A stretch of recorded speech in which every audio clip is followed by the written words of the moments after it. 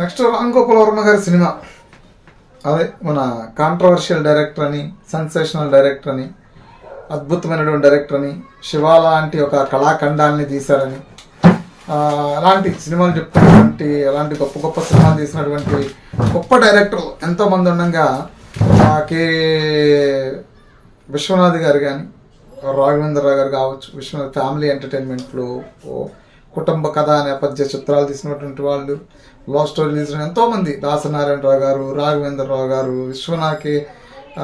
కాశీ విశ్వనాథ్ గారు, ఇలా చాలామంది మంచి మంచి డైరెక్టర్లు ఉండేవాళ్ళు. ఈవి సత్యనారాయణ గారు కూడా చాలామంది మంచి మంచి డైరెక్టర్లు ఉండేవాళ్ళు. కామెడీ, ఎంటర్టైన్మెంట్, ఫ్యామిలీ, ఇలా ఎస్వి కృష్ణారెడ్డి లాంటి చాలామంది, నాకు అంటే చెప్పాలంటే డైరెక్టర్లు, పెద్ద పెద్ద డైరెక్టర్లు చాలామంది ఉన్నారు.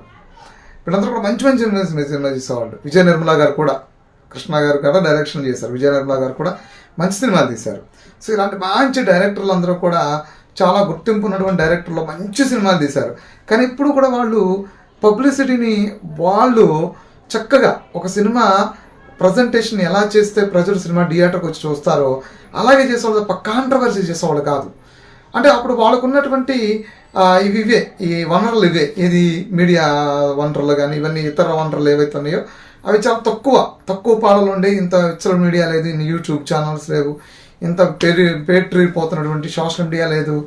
ఎవడు ఏది మాట్లాడినా, ఎక్కడేది ఎవడేది మాట్లాడినా సరే సెకండ్లలో దాన్ని ప్రపంచం చుట్టూ వచ్చే అంత టెక్నాలజీ అప్పట్లేదు. కాబట్టి వాళ్ళని చక్కగా పోస్టర్లు వేసేవాళ్ళు, ఆ సినిమా ఊరూరికి మైకులు పెట్టి తిప్పించేవాళ్ళు, సినిమా కథ ఏంటి అని మాట్లాడుకునే విధంగా కొన్ని పోస్టర్లు, అక్కడ హీరో హీరోయిన్లు క్యారెక్టరైజేషన్ అన్ని కనపడుతుండేవి. సినిమా టైటిల్ కూడా అలా ఉండే చక్కగా ఉండేది. కానీ వర్మ అనే అతను ఈ మధ్యకాలంలో కొన్ని సినిమాలు చేస్తున్నాడు. వ్యూహం, కర్మ, దరిద్రం, ఏయో పిచ్చి సినిమాలన్నీ చేస్తున్నాడు.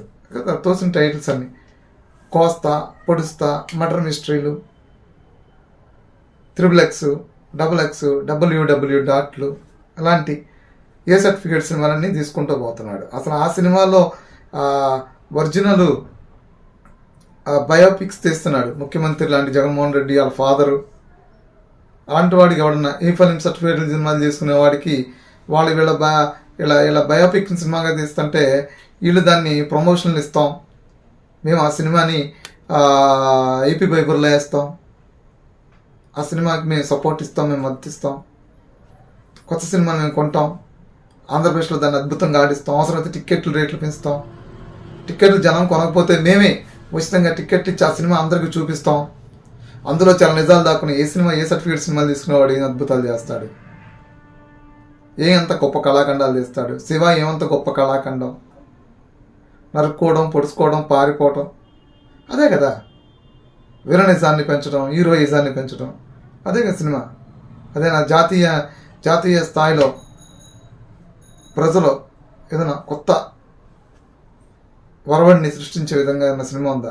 జాతీయ స్థాయిలో పిల్లలందరూ చైన్లు తీసుకెళ్లి కాలేజీలో కొట్టుకునే స్థాయిలో సినిమా తీసి అదో అంటే అలాంటి సినిమాలు తీసుకునే వాడికి తర్వాత అన్ని ఊర్మిళ, గార్మిళ అని హీరోయిన్లకి ఇంత గుంట పిలుగులు కట్టి బీచ్ ఒడ్డులు తిప్పటాలు, అచ్చంగా ఏ సినిమాలు తీసుకోవడాలు, ఈ చేసేవాడికి బయోపిక్లు తెస్తుంటే డబ్బులు ఖర్చు పెడుతున్నాయి కొంతమంది ముఖ్యమంత్రులు, ప్రభుత్వాలు, దానికి కొంతమంది మంత్రులు, చైర్మన్లు, ఎమ్మెల్యేలు, వీళ్ళు మద్దతులు, వాళ్ళ డబ్బులు తీసుకొచ్చి ఇలాంటి ఫిల్మ్ తీసుకున్న వాడికి బయోపిక్లు తీపిస్తున్నారు.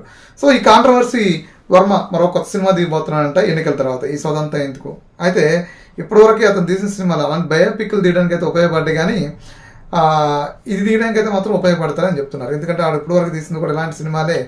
ఆ సినిమాలు అంత అద్భుతం, బయోపిక్లు ఒప్పుకున్న వాళ్ళు దీనికి ఎందుకు ఒప్పుకోరు, దీనికి కూడా ఒప్పుకుంటారు తీయాలని. ఆ సినిమా పేరు ఏంటంటే అంతిమయాత్ర అంట.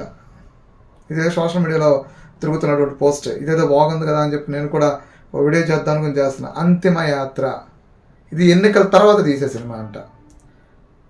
అంతిమయాత్ర అని ఎన్నికల తర్వాత ఎందుకు తీస్తున్నారు అంటే, అప్పుడు అంతిమయాత్రను అడ్డం పెట్టుకుని, ఏ అంతిమయాత్రని, వివేకానందరెడ్డి గారి అంతిమయాత్రను అడ్డం పెట్టుకుని ఈయన అధికారంలోకి వచ్చారు. కాబట్టి ఇప్పటికి ఈయన ప్రజలు పలుకుతున్నటువంటి అంతిమయాత్ర ఏదైనా ఉందంటే అది 2024 ఎన్నికలు. ఆ ఎన్నికల తర్వాత అప్పుడున్నటువంటి మర్డర్ని, ఆ మిస్టరీని జగన్మోహన్ రెడ్డి గారు, అందులో పాత్రలేంటి, ఇందులో ఎవరెవరి పాత్రలు ఏంటి, ఎవరెవరు క్యారెక్టర్లు ఏంటి అని పూర్తిగా లోతుగా దూరిపోయి అసలు అప్పటి వరకు సిబిఐ చేసినటువంటి విచారణ అంతటిని కూడా బాగా అవగాహన చేసుకుని ఈ సినిమాని తీయాలని రామ్ గోపాల్ వర్మ అనుకుంటున్నాడు అనేది బయట ఒక టాక్ నడుస్తుంది, అది సోషల్ మీడియాలో. దాని పేరు అంతిమయాత్ర. అయితే ఇందులో అన్ని నిజాలే చూపించబోతున్నాడు వర్మ. వైఎస్ అవినాష్ రెడ్డి, భాస్కర్ రెడ్డి, ఎవరెవరి పాత్రలు ఏంటి, ఎవరు చేయించారు, ఇందులో జగన్మోహన్ రెడ్డి గారి పాత్ర ఏంటి, భారతిరెడ్డి పాత్ర ఏంటి, ఇవన్నీ కూడా వాస్తవాలను చూపించబోతున్నాడు. అది ఎన్నికల తర్వాత. ఇప్పుడైతే వ్యూహంతో వాళ్ళతో ఉంటాడు. ఆ వ్యూహం అనే దాని వ్యూహం పార్ట్ 2 ఏంటి అంటే, వ్యూహం అనేది ఇతను రచించి ఈయన పన్నినటువంటి వ్యూహం పార్ట్ 2 ఏంటి అంటే, ఈయన ఎన్నికల తర్వాత వాస్తవాన్ని చూపించడమే వ్యూహం అంట. జగన్మోహన్ రెడ్డి గారి యొక్క నిజ చరిత్రను చూపించడమే వ్యూహం అంట. అదే అంతిమయాత్ర అని చెప్పుకుంటున్నారు.